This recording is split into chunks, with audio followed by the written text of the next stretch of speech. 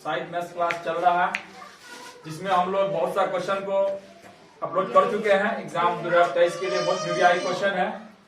इसमें हम लोग आज अभी पढ़ने जा रहे हैं 44 और 45। 44-45 दोनों हाइट एंड डिस्टेंस से है। अध्याय 9 आप पढ़े होंगे तो अच्छे से याद होगा, सिर्फ रिहर्सल की दरकार है। क्वेश्चन कह रहा है, कोई ज्यादा खास नहीं है, बस नॉर्मल सा है।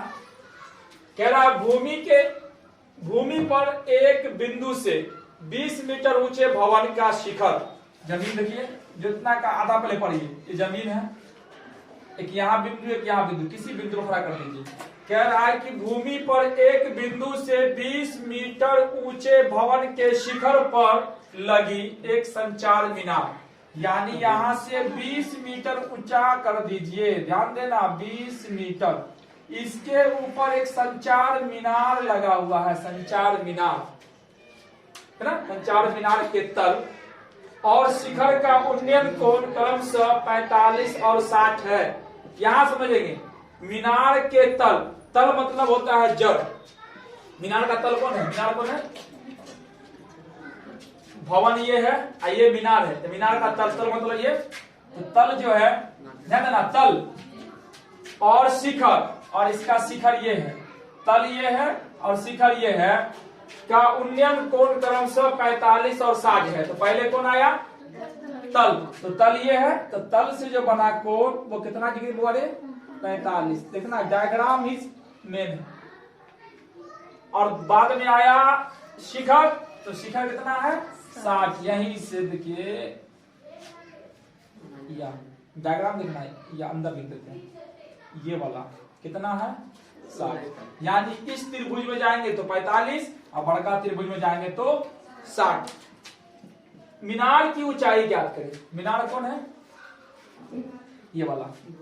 तो मीनार की ऊंचाई ज्ञात करना, नाम इच्छा अनुसार आप जोड़ दे दीजिए, ए बी, यानी यही आपको ए बी का आंसर चाहिए, यही ए बी का आंसर चाहिए।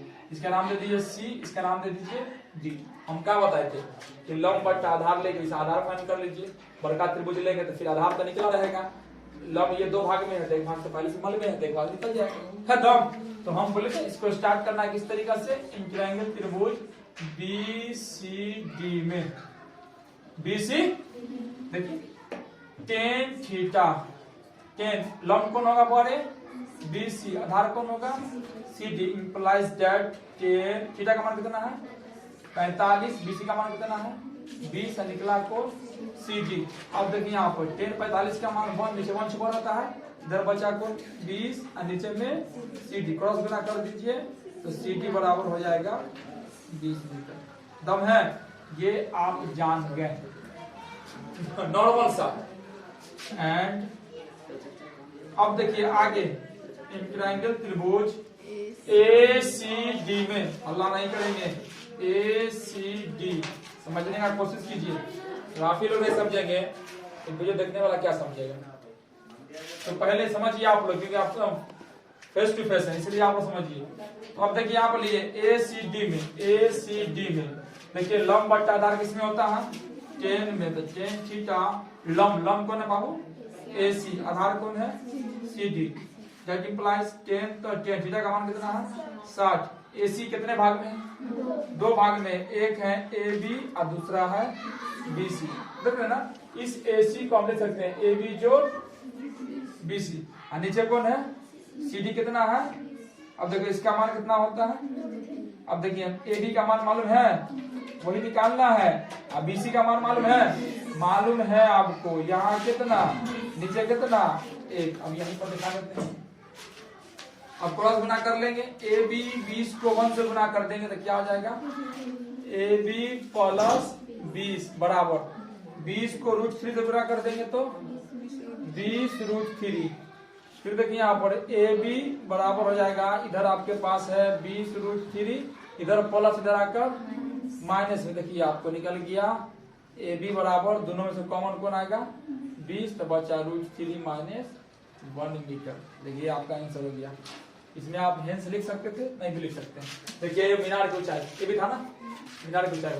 हमको तो लग रहा है कि दिक्कत हुआ है, दिक्कत कहीं से भी। अब अगर अगला देख लीजिए, इसको भी देख लीजिए, है ना। कोई दिक्कत नहीं है, जितने पढ़िए उतने कम है। अब ये क्वेश्चन कह रहा है वो ध्यान देना इस पे, इसमें थोड़ा सा पढ़े हुए हैं तो थोड़ा ध्यान देंगे, बताएंगे थोड़ा सा।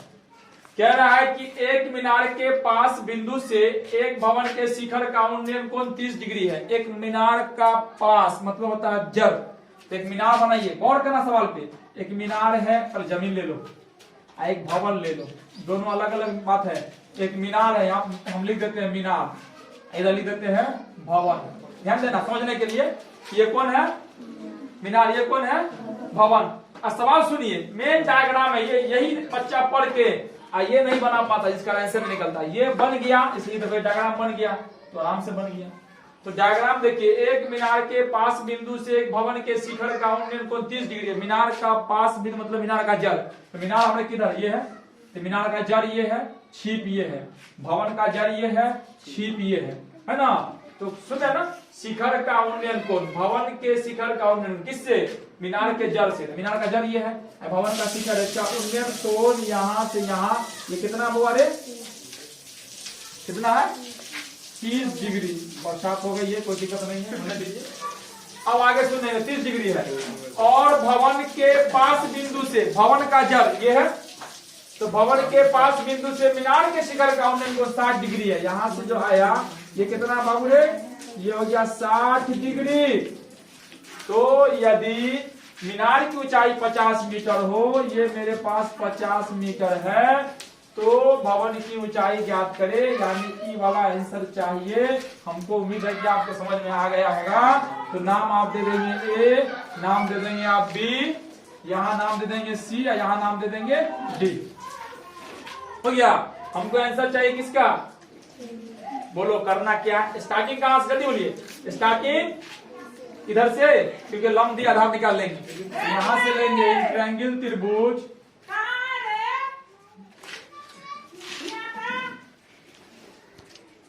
तो आइए चल रहा था ट्रायंगल त्रिभुज किसमें लेंगे, डी सी बी में, दिख रहा है ना।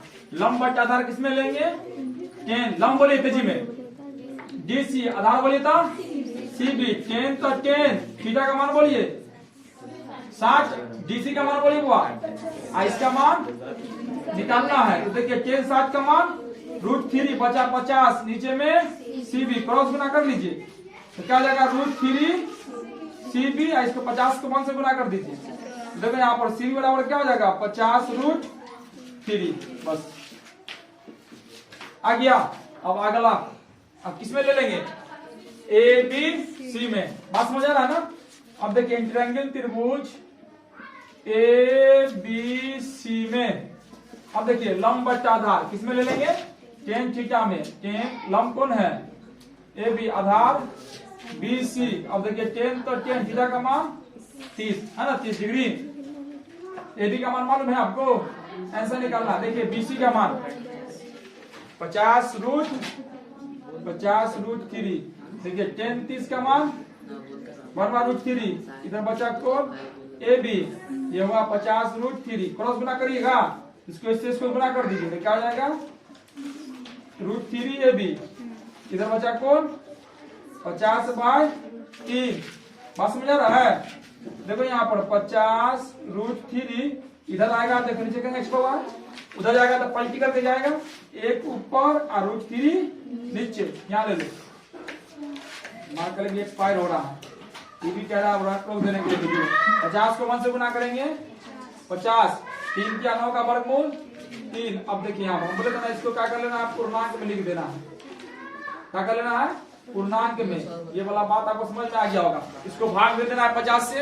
अब भाग देने के बाद जो भागफल आएगा वो गुणांक में चला जाएगा, जो आपका शेषफल आएगा वो ऊपर चला जाएगा, जिससे लगाएंगे वो भाजक नीचे चला जाएगा। ये पूर्णांक 16 पूर्णांक 2/3। मिलते हैं अगले वीडियो में, इसको अच्छे से ऊपर दिखा दो।